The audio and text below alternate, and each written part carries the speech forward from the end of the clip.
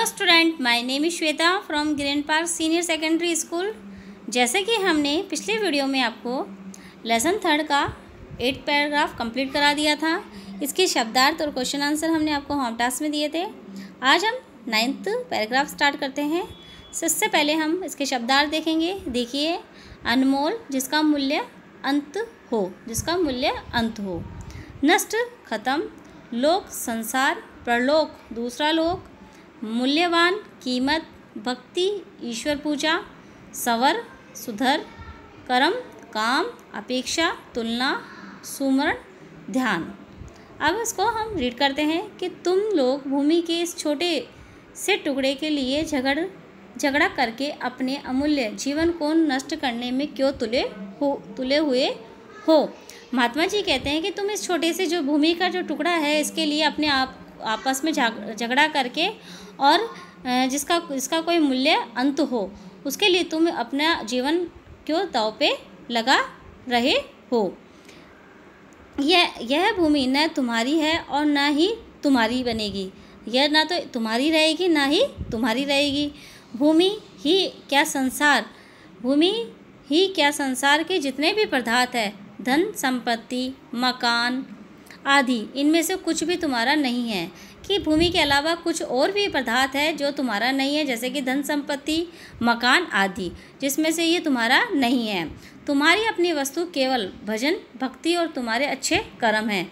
जो तुम्हारे साथ जाने वाले हैं वो है भजन भक्ति और तुम्हारे अच्छे कर्म। जो तुम अच्छे कर्म करोगे और जो भजन और भक्ति करते रहोगे, वह तुम्हारे साथ जाएंगे। जो लोक परलोक की संगी साथी होती है, जो लोक परलोक की संगी साथी होती है। लोक परलोक यानी कि दूसरा लोक।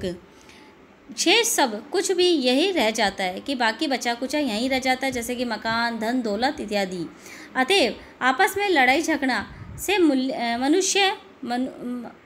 मनुष्य जन्म के मूल्यवान समय का व्यर्थ नष्ट करने की अपेक्षा जीवन को अच्छे कर्म और नाम सुमरण में लगाओ।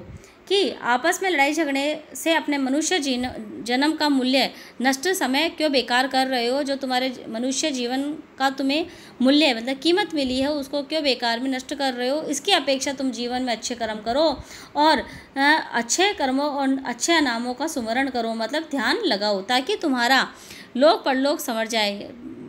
जबकि कि आगे जाके जो तुम्हारा लोक दूसरा लोक है वह संवर जाए। दोनों ने महात्मा जी के चरणों में गिरकर अपने भूल के लिए क्षमा मांगी। उस दिन के सब साथ प्रेम का व्यवहार करते हुए अपने समय को भजन भक्ति में लगाते हुए अपना जन्म सफल करने लगे। क्वेश्चन आंसर देखिए इसके। महात्मा जी के अनुसार जीवन कैसा है। तो महात्मा जी ने बताया है कि मानव जीवन अमूल्य है, इसे व्यर्थ के कार्य में नहीं गंवाना चाहिए। कि मानव का जीवन ये आया है तो इसको बेकार की बातों में न लगाकर इसको काम की बातों में लगाया जाना चाहिए। मनुष्य की अपनी संपत्ति क्या है। अपनी संपत्ति तो अच्छे कर्म और भगवान के भजन भक्ति भाव में है। महात्मा जी के अनुसार लोक परलोक संवारने का क्या आशय है। कि लोक परलोक संवारने का आशय है कि मनुष्य को अपना समय नाम सुमरण इत्यादि और अच्छे कर्मों में लगाना चाहिए। लास्ट क्वेश्चन है, गद्यांश में उस शब्द युमक को चुनिए जो आपस में विलोम अर्थ देते हो। तो लोक और परलोक। इस प्रकार आज हमारा चैप्टर कंप्लीट हो गया है और आज का आपका होम टास्क है इसके शब्दार्थ और इसके क्वेश्चन आंसर, और साथ ही साथ 3rd लेसन पूरा फुल कंप्लीट हो चुका है। इसके क्वेश्चन आंसर आपको पूरे जितने भी मैंने शब्दार्थ और क्वेश्चन आंसर करवाए हैं वो लर्न करने हैं, बाकी के चैप्टर्स के भी लर्न करने हैं। Thank you.